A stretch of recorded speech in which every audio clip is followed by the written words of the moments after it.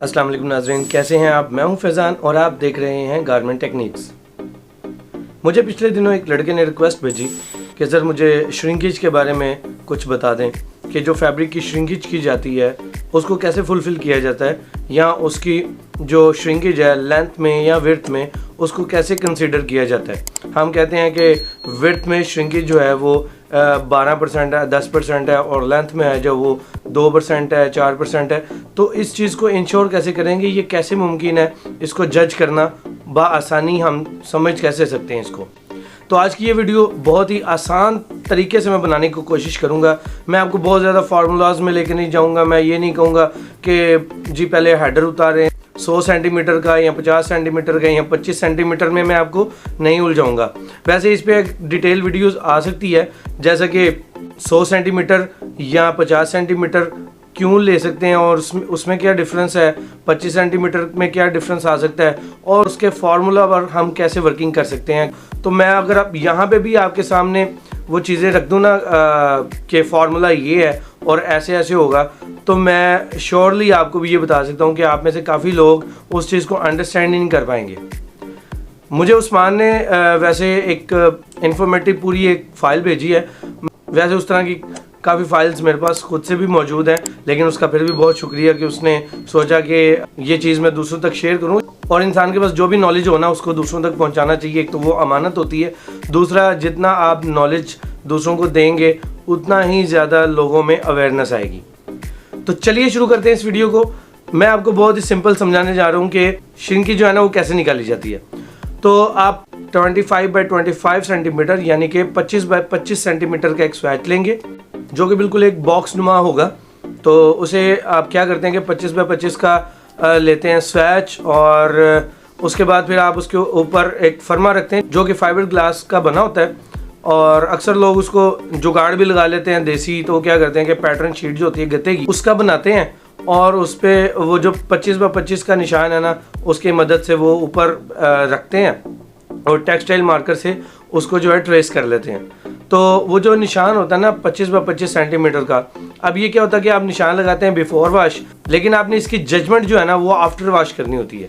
तो वो कैसे करेंगे, वो ऐसे है कि जितनी रोल्स की आपकी ज़रूरत है तो आप उतने रोल्स के स्वेचेस उतारेंगे और उनको 25 बाई 25 का निशान लगा के तो उसे वॉशिंग में भिजवा देंगे। साथ ओरिजिनल सैंपल मतलब वॉश अप्रूव्ड सैंपल जो होता है वो भी स्वेचेस के साथ भिजवा देते हैं। तो वॉशिंग वाला उस सैंपल के मुताबिक उन स्वेचेस को वॉश करवाता है। रेसिपी, टाइम और जो भी उसमें ज़रूरियात होती हैं वॉशिंग में, जैसे कि केमिकल्स वगैरह हो गई, टेम्परेचर हो गया, या जो भी वहाँ की ज़रूरियाती चीज़ें होती हैं वो उसमें मेंशन की जाती हैं, ऐड की जाती हैं और उसको वॉश कर लिया जाता है। तो जब वो फैब्रिक वॉश हो जाता है यानी वो स्वेच जो है वो वॉश हो जाता है और FID डिपार्टमेंट में लेकर आया जाता है, यानी कि फैब्रिक इंस्पेक्शन डिपार्टमेंट में। तो वहाँ पे उसका एनालिसिस किया जाता है, यानी वो जो हमने 25 बाई 25 का निशान लगाया होता है, विड्थ में भी 25 का निशान है और लेंथ में भी 25 का, तो हमने वो देखना होता है कि अब ये वॉशिंग के बाद कितना श्रिंक हुआ विड्थ में और कितना श्रिंक हुआ लेंथ में। अब हम कैसे जज करेंगे कि इसमें कितनी श्रिंकेज जो हमें वो ऐड करनी पड़ेगी बिफोर वॉश। आपको सबसे पहले एक चीज़ जो है ना बहुत ज़रूरी वो इंश्योर करनी होगी कि वॉशिंग से पहले जो आपने निशान लगाए हैं, आप मार्किंग की है, उसकी आप मेजरमेंट कहाँ से करेंगे, मतलब कि अंदर से, निशानों के अंदर से करेंगे या जो निशान लगा उसके निशान के बाहर से करेंगे। तो ये बहुत ज़रूरी है क्योंकि जैसे आप बिफोर वॉश उसको मेजर करेंगे वैसे ही आपको आफ्टर वॉश भी मेजर करना होगा, वरना फिर आपके पास सही वैल्यू नहीं आएगी। तो अब आपको क्या करना है कि जैसे आपने बिफोर वॉश में inner edge to inner edge आपने जब उसको मेजर किया तो आपने देखा कि ये 25 बाई 25 का था। तो जो विड्थ में निशान है उसको जब आप मेजर करते हैं तो आप देखते हैं कि विड्थ में वो रह चुका है 23 सेंटीमीटर और लेंथ में रह चुका है 24.5 सेंटीमीटर। तो इससे आप बहुत इजीली जज कर पाएंगे। हमेशा 100 के अंदर 4 वैल्यूज़ होती हैं, यानी कि 25%, फिर 50%, फिर 75% और फिर 100%। तो आपका जो 1 सेंटीमीटर है ना वो एक पूरे समझ लें कि 4 वैल्यूज़ का 1 सेंटीमीटर होता है। तो आपका 1 सेंटीमीटर कम हुआ, यानी कि आपका विड्थ के अंदर 23 सेंटीमीटर उसकी आपने पैमाइश की। उसका मतलब है कि वो 8 8% जो है वो विड्थ में कम हो चुका है। अगर आपका स्वैच 25 बाय 25 का है, ये बहुत ज़रूरी है। 25 बाय 25, 50 बाय 50 और 100 बाय 100 ये बहुत मेन चीज़ है। ये ना हो कि आप वो जो मैं बात कर रहा हूँ वो आप 100 बाय 100 पे या 50 बाय 50 पे कर दे तो वो ठीक नहीं होगा। मैं आपको बता रहा हूँ 25 बाय 25।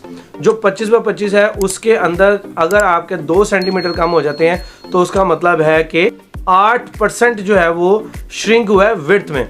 और लेंथ में आप देख रहे हैं कि 24.5 है तो उसका मतलब है कि 2% कम हुआ। तो आपकी विड्थ और लेंथ की श्रिंकेज क्या आई?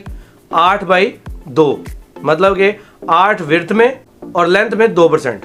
अगर यही वैल्यू आपकी 24 रह जाती विड्थ में और 24.5 रहती लेंथ में तो इसको आप ऐसे कंसिडर करेंगे, क्योंकि 1 सेंटीमीटर सिर्फ विड्थ में कम हुआ है तो उसको आप 4% लेंगे श्रिंकेज।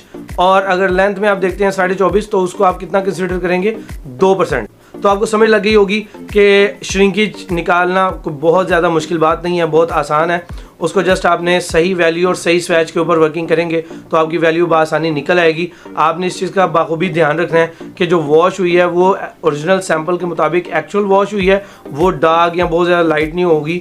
क्योंकि अगर ऐसा हुआ कि वो बहुत ज़्यादा वॉश होकर लाइट हो चुकी है या वो कम वॉश की वजह से डार्क रह चुकी है तो आपकी सही श्रिंकेज वैल्यू नहीं सामने आएगी। ठीक है नाज़रीन, ये बहुत अहम क्वेश्चन था जिस पे मैंने ये वीडियो जो है वो रिकॉर्ड की आप सबके लिए, ख़ास तौर पे उस्मान के लिए। तो उस्मान, उम्मीद करता हूँ कि आपको इस वीडियो से फ़ायदा हासिल हुआ होगा। अगर आपको ये वीडियो अच्छी लगी तो कमेंट सेक्शन में अपनी राय का इजहार करें और इस वीडियो को लाइक और शेयर करें और मेरे इस चैनल को सब्सक्राइब भी करें। फिर मिलेंगे एक नई वीडियो के साथ। मुझे दीजिए इजाज़त। मैं हूँ फैज़ान। अस्सलाम वालेकुम।